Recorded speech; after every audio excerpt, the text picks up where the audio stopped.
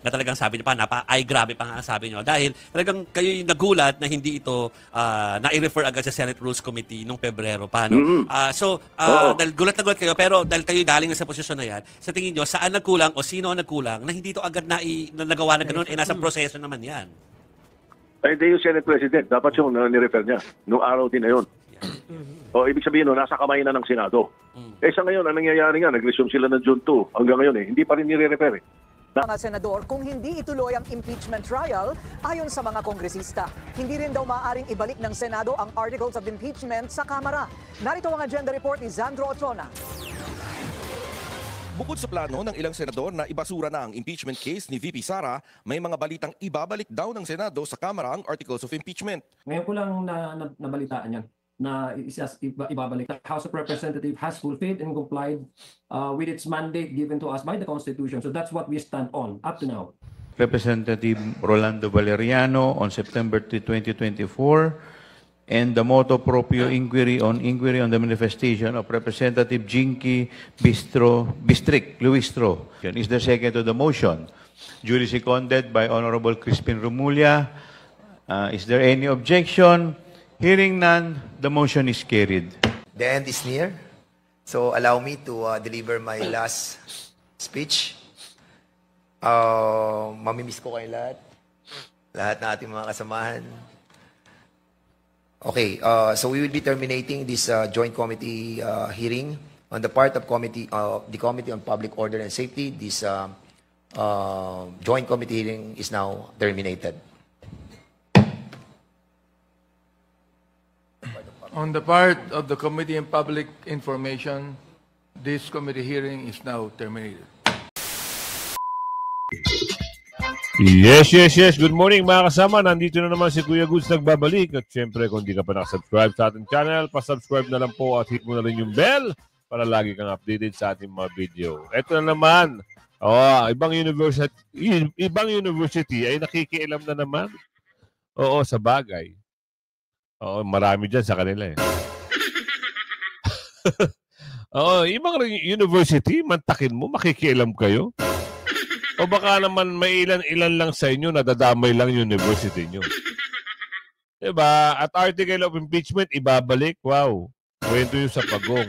At meron ditong statement o meron na naman pronouncement dito. Aba, iba ang tono. Sa bagay. Oo, baka mamaya, yung panahon na nangangampanya ka, sumisegue ka na yung impeachment ay hindi makatarungan. Political process. Ngayon, eto, iba tono. Nagbigay na ng boses. Pero nakalike ka na ba? I-like mo muna yung video natin. Sabay, share mo na rin. Subscribe. Kung hindi ka pa nakasubscribe, i-bell all nyo po para meron kayong notification everyday. At sumuko na ho yung mga bakulaw na nagtatalo. Tinerminate na nila kung ano yung ginawa nila kay BP Sara. So mamaya, abangan natin sa dulo ng ating video. Kayo ang nagsimula. Tapos ite-terminate nyo. Ganun-ganun na lang ba yun? Pinahiya nyo yung tao, ginawa nyo ng kwento, tapos bandang huli, pag nagtatalo kayo, te-terminate nyo kung ano yung pinag-usapan nyo dyan. Napahiya ho si BP Sara. Tapos terminate lang. I move to terminate. Wow. Ito simulan na natin to. Motion. Emotion damage. Matatandaang naglabas ng isang open letter ang University of the Philippines College of Law hinggil sa pag-usad ng nakabingbing impeachment trial ni Vice President Sara. Saad ng nasabing liham nitong Huwebes, June 5, 2025, ang kanila umanong grave concern sa nakaambang na pagbasura umano ng impeachment ng Vice President. Dagdag pa ng UP College of Law, labis daw silang nababahala sa naturang banta na maudlot ang impeachment dahil nais daw nilang makita ang mga ebidensya, depensa ni Vice President Sara at upang masaksihan umano ng taong bayan ang pagkilos ng pamahalaan. Payo pa nila sa Senado, let the truth unfold. We call on the Senate of the Philippines to comply with its constitution and duty to forthwith proceed with the impeachment trial of Vice President Duterte. Grabe nga nila kung silipin ang naging confidential funds ni Vice President Sara na 125 million pesos. Pero ibinahagi ni Ms. Surganto Sasot na bakit tahimik ang UP College of Law sa unliquidated people's money ng UP system. Yun. Ang problema kasi, baka may utos na naman sa kanila o atakihin si VP Sara. Ito kasi naging problema eh. Pondo lang ni VP Sara, doon sila nakatutok. Pero yung pondo ng iba at nakararami, hindi nila pinakilaman. Wala silang ingay, wala silang ngaw-ngaw. Halatado eh. Diba? Confidential fund versus flood control project. Magkano difference? Sige nga. Confidential fund ni VP Sara, PhilHealth na dinorobo, magkano difference? Sige nga. Confidential fund ni VP Sara at yung resource ay yung reserve gold, magkano difference? Bakit kay VP Sara lang kayo lagi nakatutok? Hindi yung tutukan, si bungit-ngit. Diba? Kukulit nyo. Hindi pa kayo natapos, nagtatalo na nga kayo. At eto, meron naman kayong ibang utos na naman ang boss. Ito na naman, may kasama naman taga university. Ano na naman ito? Confidential fund, sinagot na ng COA. Sinagot na rin ng ibang mga opisyalis. Sinagot na rin ng ombudsman. Bakit tayo nyo magsitigil? Sa bagay, sumurrender na ho yung mayabang, yung mahiling mag-contempt. At sumurrender na rin yung taga Laguna na talo, di ba? At sumurrender na rin yung taga Maynila na may cruise lagi. Ano yung usapin doon? Determinate na nila. Sinilip nila yung budget ng DepEd. Diba? Hiniring-hiring pa nga. Napahiya si VP Sara. Yung isa, pinag-take out pa si VP Sara. Tapos iti-terminate nyo lang. Paano yung reputasyon ng VP na sinira nyo? Sige nga, isipin nyo mabuti. Kawawa naman si VP Sara. Nagkakahalaga ng 1.134 billion pesos ayon mismo sa COA report ng 2023. Basahin natin. Unexpended, unutilized research funds for various completed research projects amounting to 1,134,576,409 pesos and 74 Grabe, no? remained unliquidated. Grabe. Ito pa, yung mga project, nadismaya nga si JB Ejercito dahil itutuloy na nga lang yung proyekto ni Tatay Digong, wala silang nakita. Nadismaya siya, di ba? Nagsalita siya doon sa ano nangyari doon sa project ni Tatay Digong? Bakit parang nahinto lang ng hinto? At hindi, yung pondo ay hindi tinuloy. Yun ang sabi. Hindi masyado natutukan. Yung railway project sa Mindanao, ano nangyari? Kawawa naman at mga taga Mindanao. Lagi na nga lang ako nangukulela at ginaganon pa. Ganda-ganda na Mindanao. Kung tutusin nyo, mga kasama, maluwag ang Mindanao. Kung yan ay i-develop at pinadevelop nyo sa mga British, baka mamaya yung mga taga Luzon, pumunta dyan sa Mindanao, sa ganda. Naku po. Dapat gano'n ang laging nakasa isip ng gobyerno. Pagandahin, hindi nakawin. Ito na naman siya. Nung una, akala natin, kakampi na siya. Ngayon, may boses na ho. Parang sinisisi niya rito, si Mamang Quezon. Well, una sa lahat, itong issue ng impeachment, whether carry over o hindi ito, may rules ng impeachment rules. Impeachment court, mayroong impeachment rules. Mayroon ding rules ang Senate rules. Pero all this would have been avoided kung noong February 5, natanggap ng Senate President or ng Secretariat yung articles of impeachment. Ang dapat ginawa ng leadership ng Senate, ni-refer sa floor. Dinala sa floor at ni-refer sa Committee on Rules.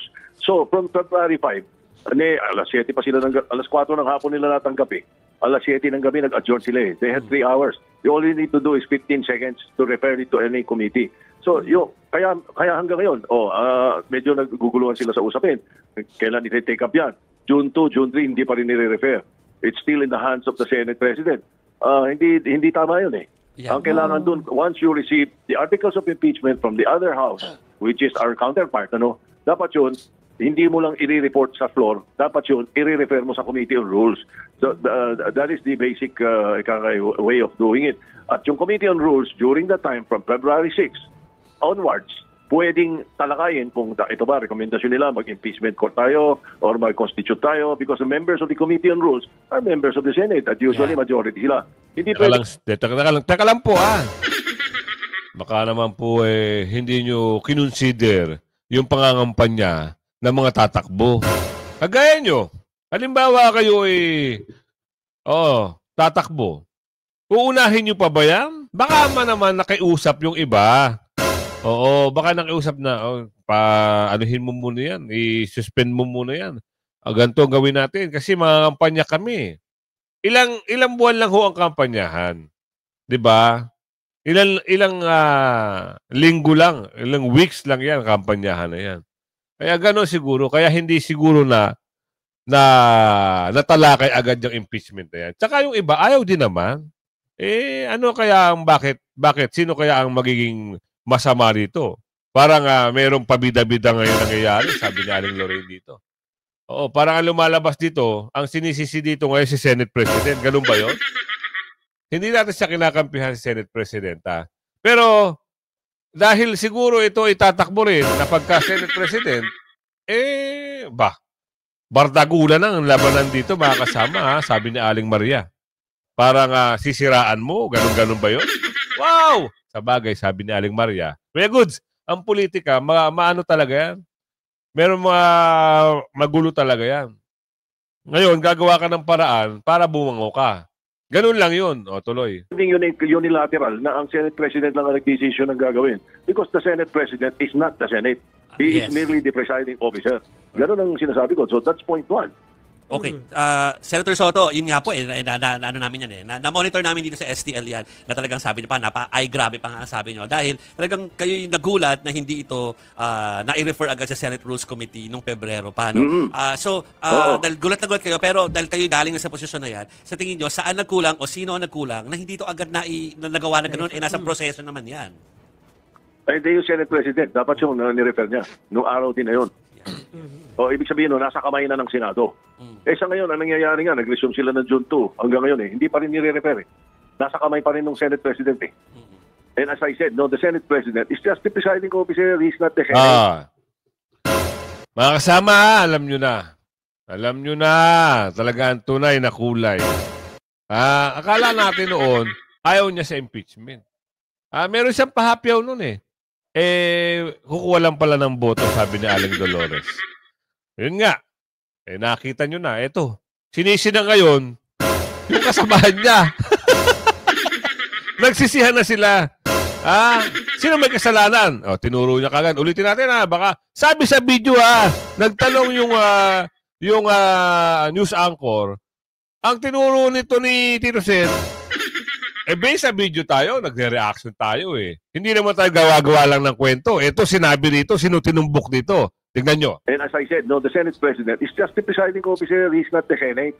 Yes. Let the Senate decide. There should be a caucus. There should be a meeting of the Committee on Rules and discuss it. Are we going to constitute ourselves into a impeachment court?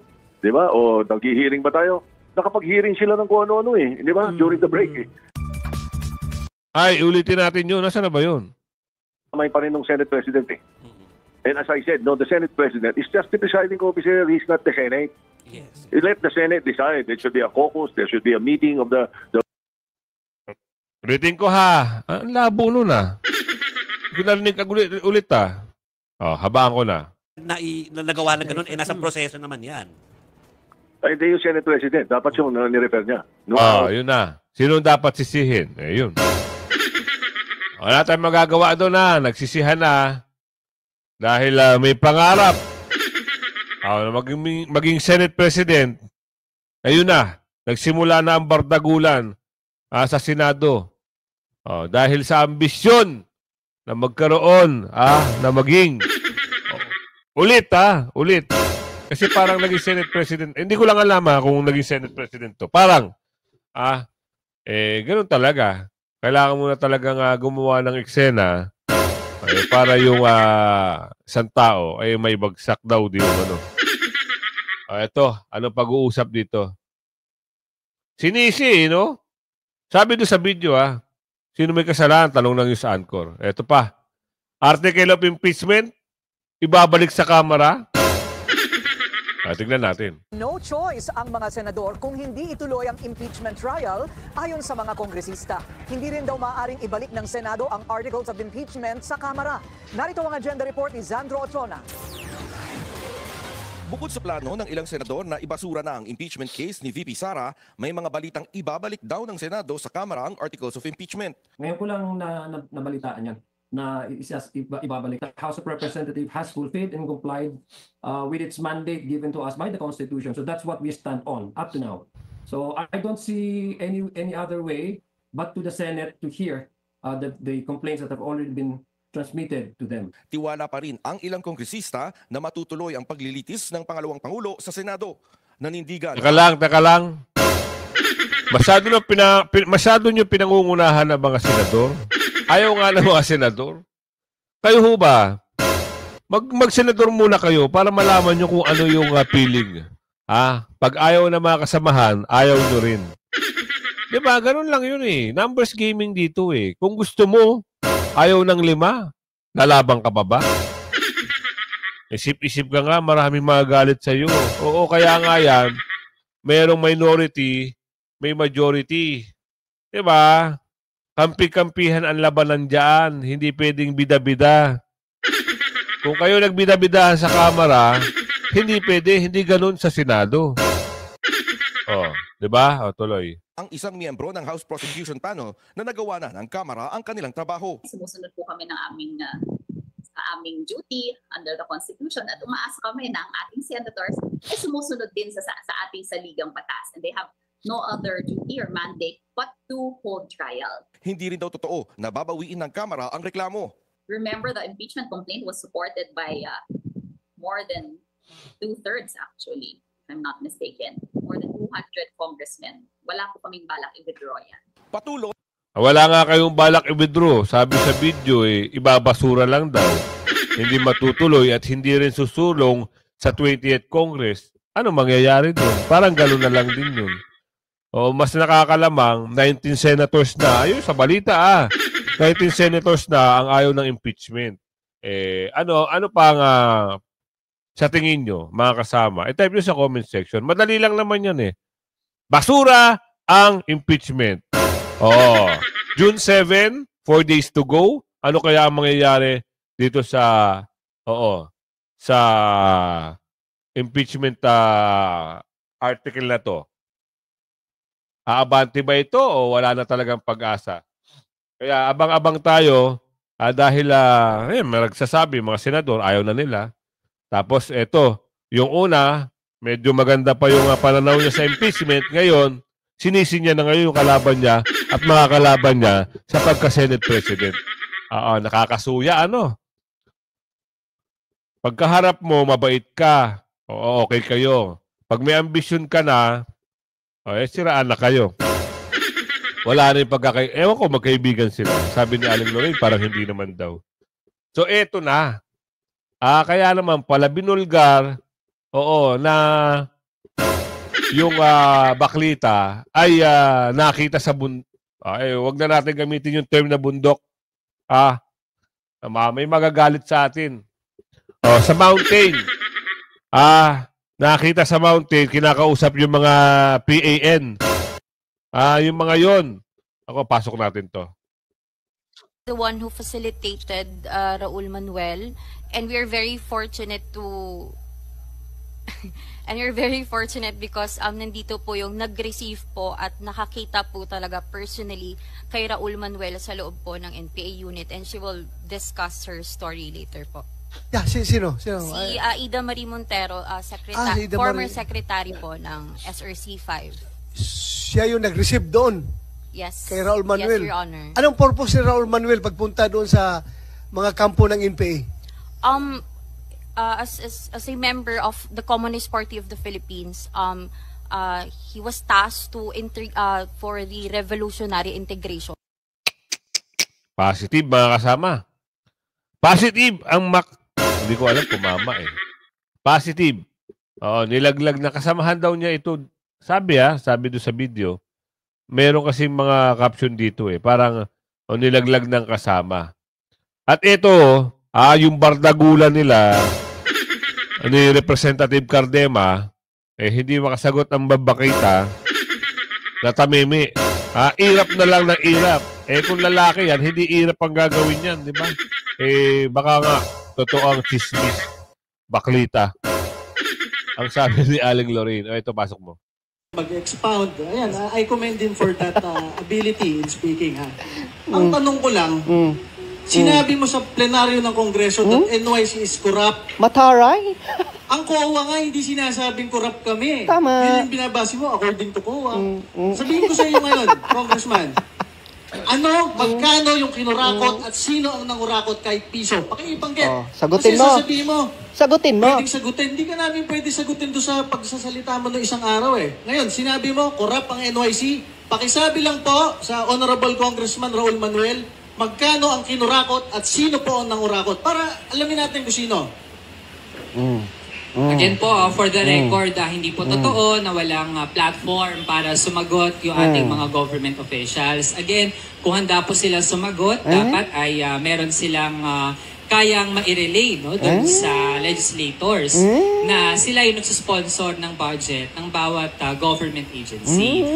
Also, again, public information po yan. Kahit sino po sa atin ay pwedeng i-search yan online. Yung mga findings ng COA regarding the National Youth Commission.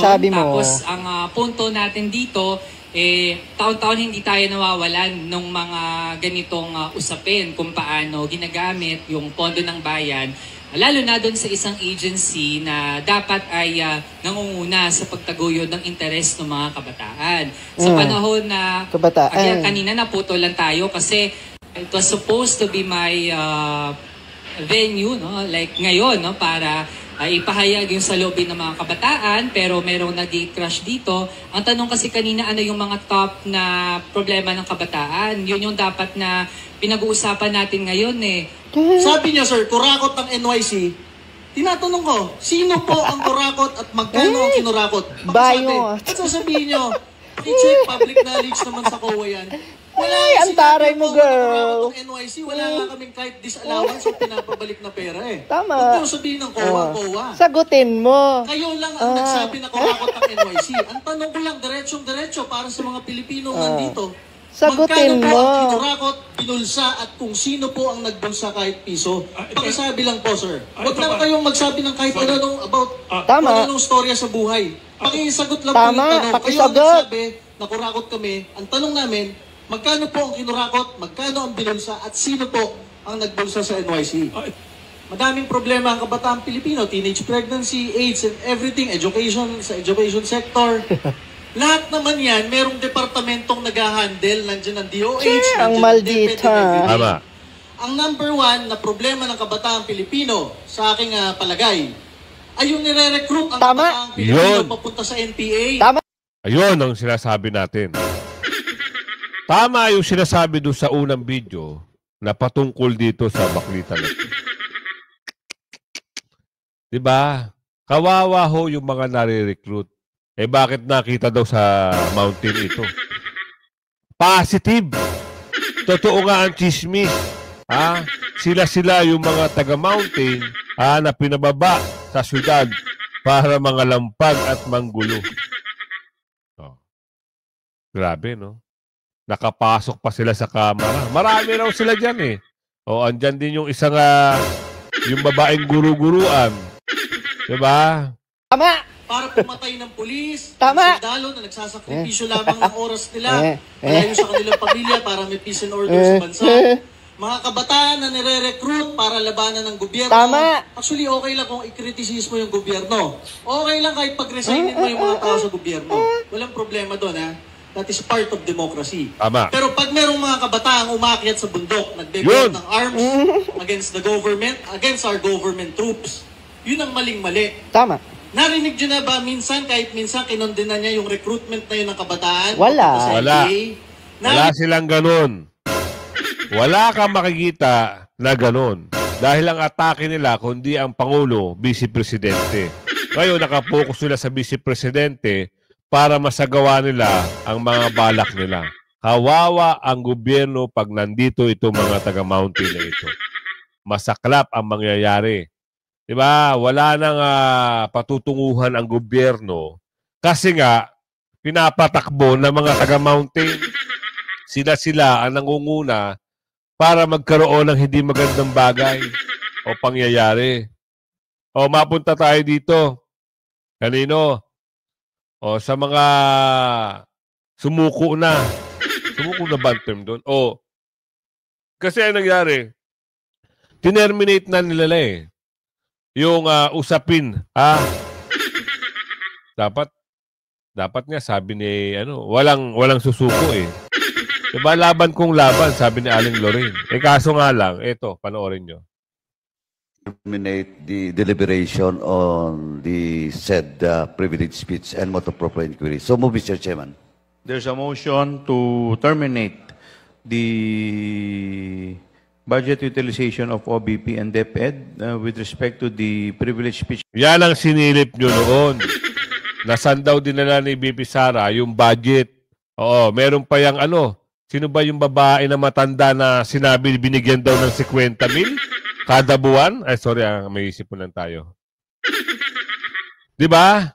Tapos ngayon, tineterminate nyo. Kawawa naman yung mga bagay, ng mga tao na na-involved doon, na ginawa nyo ng kwento. Kawawa naman sila.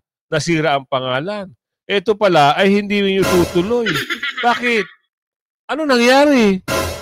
So, ganun-ganun na lang yun. Naubos na yung pondo, kakahiring, tapos iti-terminate nyo na lang yung mga ganitong bagay. Sige nga. Na tayo, dalawang pamunas na tayo O, tuloy. Speech number 379 delivered by Representative Rolando Valeriano on September 3, 2024, and the motu proprio inquiry on the manifestation of Representative Jinky Bistric Luistro. Is there second to the motion? Duly seconded by Honorable Crispin Romulia. Is there any objection?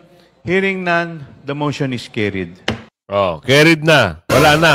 Terminate na kung ano man yung pinagagawa nila noon. Wawa naman talaga. Si BP Sara, sinira lang nila yung pangalan. Tapos wala rin pala mangyayari. O ito pa, taga Laguna. Ano yung kanyang sasabihin? Kayo na bahala humusga. Na rin yung aking politika. So, tinatapos ko na po dito. The end is near. So, allow me to deliver my last speech. Mamimiss ko kayo lahat. Lahat na ating mga kasamahan. Okay, so we will be terminating this joint committee hearing on the part of the Committee on Public Order and Safety. This joint committee hearing is now terminated. On the part of the Committee on Public Information, this committee hearing is now terminated. Ngayon, lahat ng committee, yung mga joint committee, yan yung mga binuo nilang committee para imbestigahan si BP Sara. Ngayon, terminated na. Ano nangyari? Ganun-ganun na lang nasirain ang pangalan ni BP Sara. Sipin nyo nga, sila pwede. Pero si BP Sara, kawawa. Diba? Ano ba naman yan? Mantakin nyo. Patawag dito, patawag doon. Hearing dito, hearing doon. Sisirain ang pangalan dito ni BP Sara. Sisirain ang pangalan ni Tatay Digong. Tapos, the end. Ganun na lang. Mabilis lang silang magbigay ng statement. Hay nako, buhay nga naman. Talaga naman, ha? Eto, si BP Sara, balik bansa na galing. Sana, merong tawag dito. Merong magandang balita si BP Sara sa atin. Kasi ang inaantay natin yung pagbabalik ni Tatay Digong. Yan lagi ang ating inaasahan. Sana naman kwento nyo. Pasok. Samantala, nakabalik na sa Pilipinas ng Huwebes ng gabi si Vice President Sara Duterte matapos itong bumisita sa kanyang ama na si dating Pangulong Rodrigo Duterte sa The Hague, the Netherlands. Pumunta rin sa Qatar si VP Sara para duluhan ang ilang aktibidad ng Filipino community doon. Ayon sa Office of the Vice President, dumating si Duterte sa Ninoy Aquino International Airport bandang 7:40 ng gabi. Samantala, 6 na araw na lamang bago ang June 11 ay nakatakda ng ipresenta sa Senado ang Articles of Impeachment laban sa bise. Iminungkahi tuloy ni Senador Panfilo Lacson na araw-arawin hanggang weekend ang impeachment trial para matapos ito hanggang sa June 30. Paliwanag ng Senador, magiging legal na issue ang paglilitis sa bise kung aabot ang pagdinig hanggang sa 20th Congress. Ito yung pakinggan nyo. Every day except Saturday saka Sunday, tuloy-tuloy dapat yung trial. No? Pero aabotin ito ng definitely ng June 30. Sila yung mga gustong, akala rin natin ayaw ng impeachment nito. Ito ngayon titimbangin nyo masyado. Huwag tayong basta-basta magtitiwala. Sabagay kasi kaalyado ito ng alkansya. So, ilan sila? 1, 2, 3, 4, 5. Ayan, yung kanina nagsalita, si Totoson, si Locson, si Virus, si Beng Tumbling, si Bombom, 5. 5. Tama. 5 na lang sila. Kaya, sa mga nakakaintindi, hindi talaga kampi yan. Hindi kakampi. Sabihin na lang natin, meron pa. Yung brothers. Meron pa yan. Hindi pa solid na kakampi yan. Sige kung umabot kayo sa bidyong ito mga kasama, sabihin mo kung saan lugar ka Hanggang sa muli Shoutout sa'yo ng bonggang-bongga. Bye-bye!